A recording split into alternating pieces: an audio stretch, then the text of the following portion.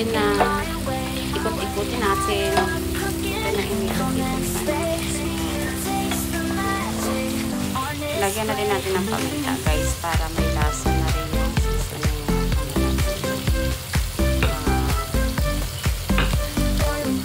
lamas. Ano yung lamas sa Tagalog?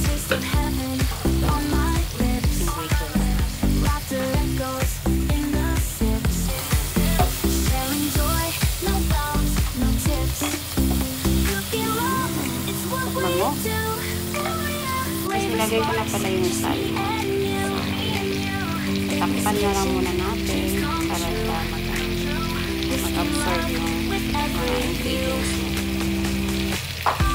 So, dito naman, nag-asawa ko ng chicken with white squash. Guys, pag nakita nyo yung mata na lumuwan, yan, pwede na natin yan siyang lagyan ng tubig. Okay? So, for now, ang ilalagay ko muna, lalagyan ko siya na, wala kasi akong, ano yung white radish. So, instead of radish, yung nakita ko sa ref na papaya. So, why not? So, why not lagyan natin ng papaya?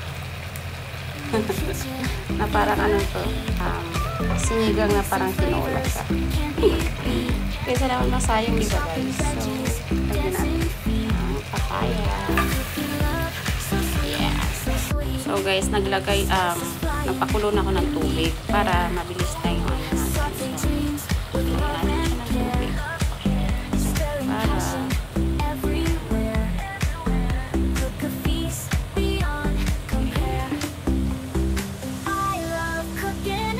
tayo natin ng mga 2 minutes lang.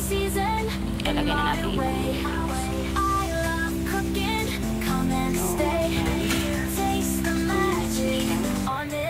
Ayoko ng 5 minutes. Yung iba nilalagay 5 minutes lang. Sa akin, gusto ko ng 2 minutes lang. Kasi maglalagay pa naman tayo mamaya.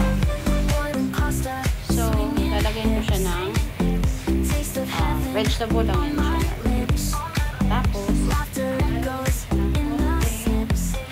at least, kasi ayoko naman siya ng maalat. So, lalagyan natin siya ng konti. Tapos, konti lang.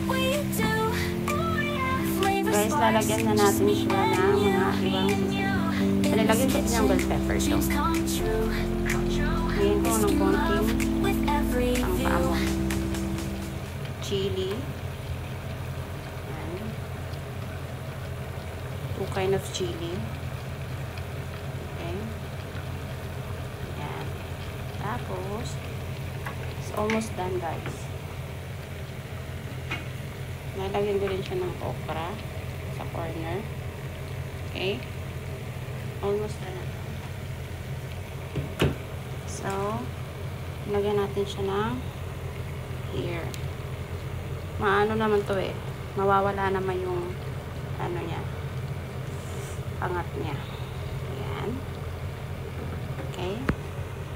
The last part is lalagyan ko din siya ng malunggay. So, too much veg na to. Kasi, kaysa naman masira sa ref, diba? Pwede naman yan. Ilalagay natin. So, ito na.